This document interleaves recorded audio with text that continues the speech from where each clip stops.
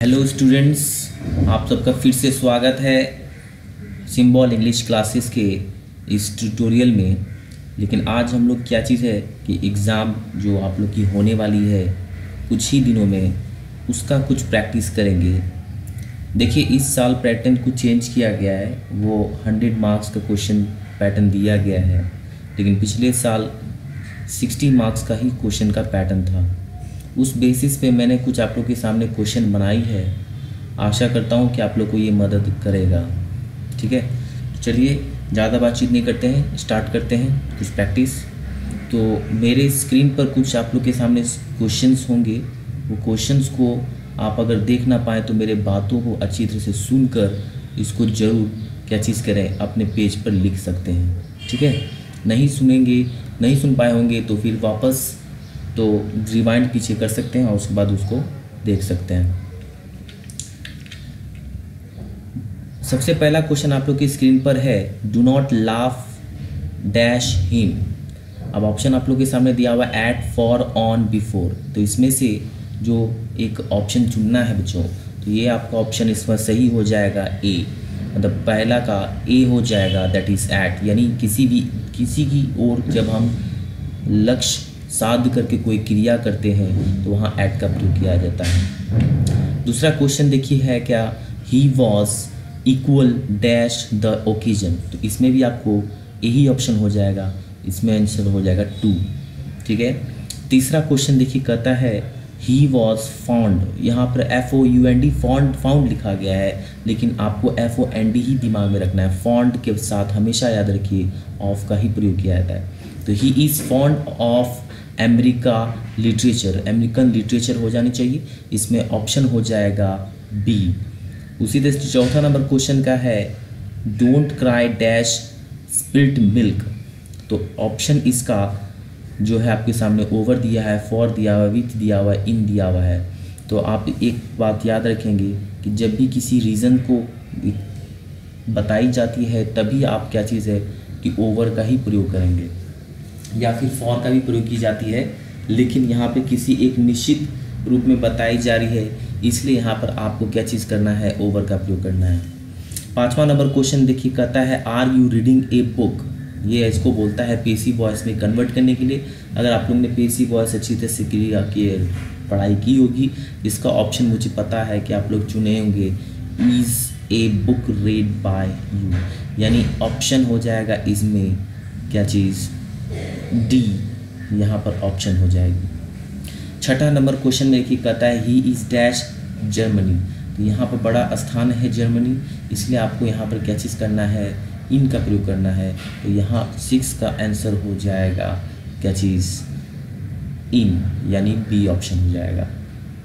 सातवां number question आप लोग के सामने सिनोनिम टाइप का है, जिससे कि आप लोगों के क्वेश्चन का एक सही मीनिंग रखना है। तो सातवां नंबर क्वेश्चन में कहता है कीप बैक का सही मीनिंग रखिए। तो यहाँ पर आप कीप बैक का मीनिंग कंट्रोल भी रख सकते हो, यानी इसका 7 का आंसर हो जाएगा बी। 8 का क्वेश्चन कहता है बिनिंग अबाउट, यानी इसका आपको वी वापस सिनोनिम ही चुनना है। तो इसमें इसका आंसर हो जाएगा बी, दैट मीन्स प्रोड्यूस। 9वां नंबर क्वेश्चन कहता है रिवोक का भी सिनोनिम देखिए साफ लिखा हुआ है। तो इसका ऑप्शन आप लोग के सामने स्क्रीन पे दिया हुआ है, रिपेल, एनुअल, अवेकन, फोर्स। तो यहाँ पर आपको बी ऑप्शन हो जाएगा, एनुअल।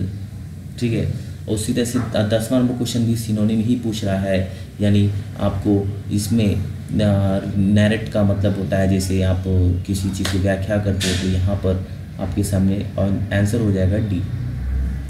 उसी तरह से 11 नंबर क्वेश्चन कहता है how fine dash day it is. तो यहाँ पर आपको हाउ फाइन वाला रूल है, जिसमें कि हाउ से स्टार्ट होने वाले एक्सक्लेमेटरी वाले जो शब्द होते हैं उसमें आपको हमेशा ए या एन का ही प्रयोग करना है बाद में। तो इसमें आंसर हो जाएगा 11 का आपको आंसर हो जाएगा ए, यानी आंसर ऑप्शन ए नहीं, आंसर हो जाएगा ए, ऑप्शन बी हो जाएगी।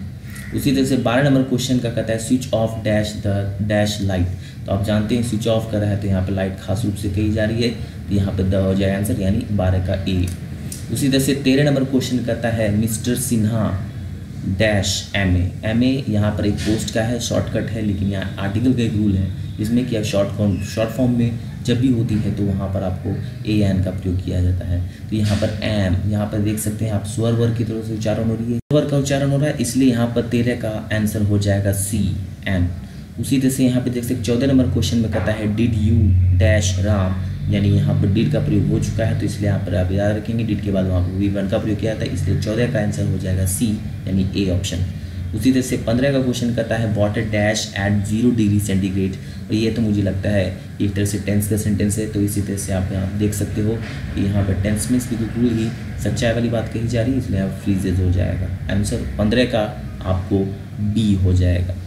उसी तरह से 16 नंबर क्वेश्चन का कहता है the baby dash because it is hungry now, यानी यहाँ पर आंसर हो जाएगा नाव का प्रयोग किया गया। देख सकते हैं नाव जब एडवर्ब रहता है किसी भी टेंस में तो आपको याद रखना है प्रेजेंट कंटिन्यूस का ही लगाना है।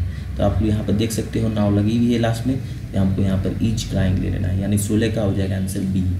उसी तरह से ही डज नॉट डैश, यानी हो जाएगा इसमें डज का प्रयोग किया है, प्रेजेंट डेफिनेट का है, तो यहाँ पर आपको V1 का ही प्रयोग करना है, क्योंकि डज में डज के बाद डू या डज के बाद हमेशा V1 का प्रयोग किया जाता है। तो हम उसके बाद आपके सामने जो क्वेश्चन है मैंने ही डज नॉट वाले में, तो आपको याद रखना है इसमें 17 का आंसर हो जाएगा ए। उसी तरह से 18 का जो क्वेश्चन है कहता है I dash be punish for this, यहाँ पे थ्रेट यानी डराने के रूप में कहा जा रहा है, तो इसलिए यहाँ पर विल का प्रयोग उल्टा प्रयोग हो जाएगा। दैट मीन्स थ्रेटिंग में हमेशा उल्टा प्रयोग किया जाता है, ऐसे आई के साथ शैल का प्रयोग करना है, थ्रेटिंग हो या फिर एक तरह से अवश्य का जो बोध होगा, तो वहाँ पर आपको हमेशा क्या करना है, उल्टा प्रयोग करना है, इसलिए 18 का ऑप्शन हो जाएगा ए। 19 क्वेश्चन का कहता है I dash try to do better next time, यानी आंसर हो जाएगा इसमें आपके सामने वापस सी यानी विल का प्रयोग हो जाएगा, इसमें भी उल्टा हो जाएगा क्योंकि यहाँ पर नेक्स्ट टाइम की बात हो रही है, अवश्य की बात आ रही है। चलिए आते हैं 20वें नंबर क्वेश्चन पे। 20वां नंबर क्वेश्चन आप लोगों के साथ धुंधला दिख रहा होगा, लेकिन मेरी बातों को अच्छी तरह सुनिएगा। कहते हैं I dash attend the party, यहाँ पे बहुत काल के रूप में भाई बोली जा रही है, तो इसलिए यहाँ पर आंसर हो जाएगा डी, 20 का डी कुड हो जाएगा, I could attend the party. उसी तरह से 21 नंबर क्वेश्चन कहता है you dash improve your spellings, यहाँ पर हमको स्पेलिंग्स इम्प्रूव करने की बात हो रही है, और हमेशा हम लोग को याद रखिए स्पेलिंग हमेशा अपनी अच्छी ही रखनी चाहिए, तो इसलिए यहाँ पर यू के साथ मस्ट का प्रयोग है, यानी 21 का हो जाएगा ए। जैसे 20 का डी था गुड, उसी तरह से 21 का हो जाएगा ए। उसी तरह से अगला क्वेश्चन कहता है बहुत ये किताब के अंदर से है, कहता है my experiment with truth is dash, my experiment with truth ये क्या है, तो ये आपको याद रखना है ये ऑटोबायोग्राफी है, किसके द्वारा, तो महात्मा गांधी द्वारा। ठीक है, अगला क्वेश्चन कहता है Indian civilization and culture is written by, यानी 22 का ऑप्शन हो जाएगा बी।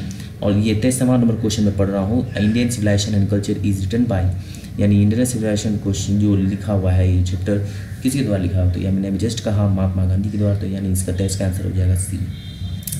उसी तरह से when was doctor Zakir Hussain born, कब के लिए थे, तो इनका आपको याद रखना है 1897 में इनका जन्म हुआ था। उसी तरह से यहाँ पे देखिए कहता है क्वेश्चन, दैट मीन्स इसका ऑप्शन हो जाएगा सी 1897। Doctor Zakir Hussain became the president of India in, ये कब बने, तो यहाँ पर ऑप्शन आपको याद रखना है कि इसमें 1967 ही होगा, यानी सी 25 का हो जाएगा सी।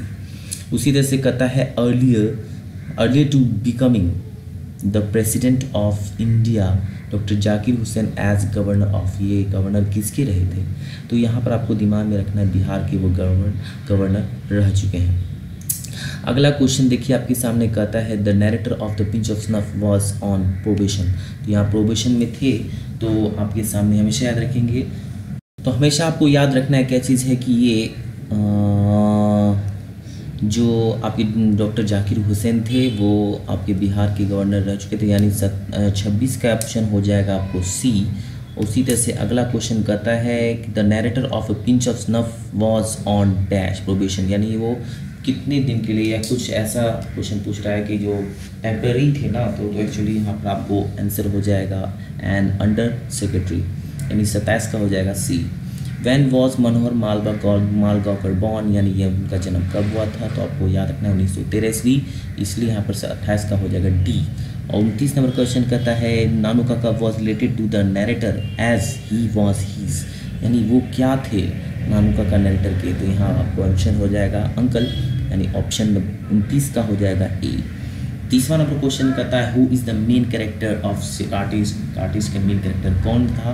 तो मुझे पता है शिगा नोया ही था, या ऑप्शन हो जाएगा ए शिगा नोया।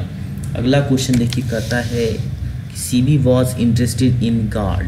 वो तो आप जानते हो कि सीबी जो चैप्टर आप पढ़े होंगे तो उसमें आपको पता था वो कदीमे के लिए बहुत ही ज़्यादा मतलब बोल सकते हो आकर्षित था कि नहीं मुझे कदीमा ही जमा करना है। तो यहाँ पर एक तरह से ऑप्शन हो जाएगा 31 का ऑप्शन सी, तो यहाँ पर हो जाएगा पैशनेटली। अगला क्वेश्चन देखिए कहता है Sibi often went out to by himself. वो क्या बाय करने के लिए जाता था? तो मैंने अभी जस्ट बताया गार्ड, तो यहाँ पर ऑप्शन हो जाएगा 32 का सी गार्ड। उसी तरह से 33 का बोलता है सीबी लिव्ड इन डैश। तो सीबी रहता था कहाँ? तो हार्बर टाउन में, इसलिए यहाँ पर ऑप्शन हो जाएगा सी, यानी 33 का यहाँ पर हो जाएगा सी ऑप्शन हार्बर टाउन। उसी तरह से हो जाएगा 34 नंबर क्वेश्चन का invention of printing press happened in. Invention जो हुआ था प्रिंटिंग प्रेस का वो कब हुआ था? तो वो आपको सी ऑप्शन में याद रखना है 1476 ईस्वी में, ठीक है, यानी आपको सी ऑप्शन हो जाएगा 1476 यानी 1476 में। उसी तरह से 35 नंबर क्वेश्चन कहता है colour of the snake in the poem. Snake poem में जो कलर था तो उसमें कैसा था सांप का? तो यहाँ पर आपको दिमाग में रखना है गोल्डन कलर था, वैसे ब्राउन भी था उसमें, लेकिन ऑप्शन आपको नहीं दी हुई है, तो इसलिए आप यहाँ पर गोल्डन रख सकते हो। इसलिए 35 का नंबर हो जाएगा, 35 नंबर का आंसर हो जाएगा बी। और मैंने जैसे 34 नंबर का बताया सी ऑप्शन 1476, उसी तरह से यहाँ पर हो जाएगा 35 नंबर का आपको बी। इसी तरह 36 नंबर क्वेश्चन करता है the snake looked at the speaker vaguely. यहाँ पर हो जाएगा क्योंकि बी यहाँ वॉगली मतलब होता है एकदम बिल्कुल स्ट्रेंजली, बिल्कुल मतलब एक तरह से देखा जाए तो विचित्र रूप से। उसी तरह से मैं 37 नंबर क्वेश्चन देखिए कह रहा है आपके सामने कि Keki Daruwalla is well known writer of. वो वेल नोन राइटर किसके थे? तो शॉर्ट स्टोरी राइटर, बहुत अच्छे छोटी छोटी कहानी लिख लिया करते थे, इसलिए आपका क्वेश्चन हो जाएगा 37 का C. Fire him is written by, ये लिखा गया है कि कियान दारूवाला, इसका ऑप्शन हो जाएगा 38 का बी। उसी तरह से 39 नंबर क्वेश्चन बहुत इजी है, देखिए कहता है मैकेबेटी इज ए डैश। मैकेबेटी क्या था? एक कैट है, इसके चैप्टर में भी ये चैप्टर में ही इसका नाम लिखा हुआ है मैकेबेटी द मिस्ट्री कैट, इसलिए याद रखना है कि आपको मैकेबेटी एक कैट है। यानी 39 का हो जाएगा आपको 39 का ऑप्शन हो जाएगा ए कैट। उसी तरह 40 का कहता है Macavity mystery cat is written by. देखिए मैंने आपको बोला अभी क्वेश्चन में भी आ गई, यहाँ पर ये रिटर्न किसके द्वारा लिखा गया? तो ये टी.एस. एलियट के द्वारा लिखा गया, यानी ऑप्शन 40 का हो जाएगा सी। 41 क्वेश्चन कहता है द सोल्जर कविता जो आपको है the soldier is a dash. The soldier poetry है, नोवेल है, वार पोएम है या फिर कॉमिक है? तो यहाँ पर ऑप्शन आपको सी हो जाएगा वार पोएट्री या वार पोएम। चलिए अगला क्वेश्चन पे आगे बढ़ते हैं। देखिए क्वेश्चन कहता है 42वां नंबर क्वेश्चन बहुत इजी है, the soldier is written by. तो सोल्जर लिखा गया है किसके द्वारा लिखा गया है? तो बच्चों आपको याद रखना है ये लिखा गया है रूपर्ट ब्रूक, यानी ऑप्शन 42 का हो जाएगा सी। 43 क्वेश्चन कहता है कि ode to autumn is a. Ode to autumn क्या है? तो ओड टू ऑटम एक तरह का क्या है? पोएम है, यानी आंसर हो जाएगा 43 का ए। उसी तरह से अगला है कि ode to autumn is a poem of. ये पोएम आप लोग जब पढ़िएगा तो आपको पता चलेगा नेचर के बारे में, यानी प्रकृति के बारे में बोला गया, तो इसलिए यहाँ पर आपको 44 का आंसर हो जाएगा सी, यानी नेचर। उसी तरह से 45 का कहता है who is the poet of now the leaves are falling fast. ये इसके लेखक कौन है? तो आपको दिमाग में रखना है इसके लेखक कोई और W.H. ऑर्डन है, यानी बी 45 का बी हो जाएगा। 46 का कहता है the poet enjoy himself and sings for, माने वो गाते हैं और अपने लिए गा रहे थे, इसलिए यहाँ पर आंसर सीधा हो जाएगा 46 का डी सेल्फ। 47 का कहता है man's power is. Man's power क्या है? आदमी का शक्ति हमेशा याद रखिए कमजोरी होता है, उतना ज़्यादा वीक स्ट्रॉन्ग नहीं होता है, यहाँ पे दिमाग में रखना 46 का आंसर हो जाएगा बी। 48 का इसका आंसर हो जाएगा आपको 48 का सी 1572। अगर देखिए क्वेश्चन कहता है 49 में एक होता है Natalia is a daughter of. Natalia किसकी बेटी थी? तो याद रखना आपको चोबोगोव की, इसलिए 49 का हो जाएगा ए। How old is Natalia. Natalia कितनी साल की थी? तो याद रखना है आपको 20 ईयर्स की नहीं थी, 21 की भी नहीं थी, 25 का, यानी 50 का भी आंसर हो जाएगा सी। अब उसी तरह से अगला क्वेश्चन कहता है कि when was Pearl S Buck born. ये कब जन्म हुआ था इनका? तो 1892 में, यानी सी ऑप्शन हो जाएगा ये इसका। और उसके बाद अगला क्वेश्चन देखिए कहता है उसी तरह से रिलेटेड है Pearl S Buck died in year. वो उनका डेथ कब हुई थी? तो याद रखना है आपको 1973, यानी इसका भी ऑप्शन हो जाएगा सी। अब बोलता है Benjy had left school at the age of. तो कौन से साल में छोड़ दिया था उसने? आपको दिमाग में रखना है 14 ईयर्स की उम्र में ही उन्होंने स्कूल छोड़ दिया था। तो यहाँ पर आपको ऑप्शन हो जाएगा 53 का ए। और ही इज़ डैश टुडे, तो ही इज़ लगा हुआ है, तो यहाँ पर आपको ऑटोमेटिकली दिमाग में रख लेना है, वर्ब का चौथा रूप लगेगा, यानी 54 का हो जाएगा कमिंग, यानी बी ऑप्शन। 55 का है, देखिए कहता है ही ऑलवेज डैश इन क्लास, वो हमेशा क्लास में क्या करता है, सोता है, दैट में सीधा हो जाएगा ऑप्शन 55 का ए। उसी तरह से यहाँ 56 का कहता है who dash the Taj Mahal, Taj Mahal किसने बनाया, तो भाई यहाँ पर आपको ऑप्शन हो जाएगा बिल्ट, क्योंकि यहाँ पर ऑटोमेटिकली किसी तरह का डेट नहीं दिया है और बहुत पहले ही बनाएंगे पर, तो यहाँ पास्ट इंफिनिट का रूल लग जाएगा और यहाँ पर ऑप्शन हो जाएगा बी बिल्ट। अब चूज़ द करेक्ट स्पेलिंग में आप लोग देख सकते हैं आराम से, मुझे लगता है ये अगर आप लोग को बहुत अच्छी तरह से प्रैक्टिस होगी तो ये आप लोगों को क्या चीज़ है, इसको क्वेश्चन को क्रैक कर पाओगे। यहाँ किसी भी टीचर का क्या चीज़ है कि सजेशन काम नहीं करा, जैसे देख लीजिए आज की डेट पे जैसा भी आप लोग देख सकते, लेटर हो जाए या एप्लीकेशन हो जाए, या फिर आप लोग बोल सकते हो पैराग्राफ हो गया, या एक तरह से एक्सप्लेनेशन हो गया, या आप एक तरह से बोल सकते हो ये स्पेलिंग टेस्ट हो गया। तो ये सारे जितने भी क्वेश्चंस हैं, कॉमन एरर्स हो गए, तो ये सारी चीज़ आपको दिमाग में हमेशा रखना है कि आपकी प्रैक्टिस के ऊपर बेसिस होता है। कोई भी टीचर इसमें आपको कितना भी सजेशन अच्छा कर दें तो वो काम नहीं आता है, ठीक है। तो आप लोग अपनी प्रैक्टिस को जारी रखो और उस पर क्या चीज़ें देखो। स्पेलिंग सबसे पहला है आपको 57 का आंसर हो जाएगा ए। उसी तरह से 53 का आंसर हो जाएगा तुम्हारा 90, दैट मीन्स ए। उसी तरह से 59 का हो जाएगा बी, बिस्किट है, यहाँ पर आंसर हो जाएगा ए। उसी तरह से यहाँ लास्ट क्वेश्चन जो 60 आपको यहाँ पे ज्वाइनिंग है, तो ज्वाइनिंग में आप देख सकते हैं कहता है आई अर्नड ए लॉट, मैंने बहुत सारा कमाया। आई से नथिंग यहाँ पे बोलता है मैंने कुछ भी नहीं बचाया।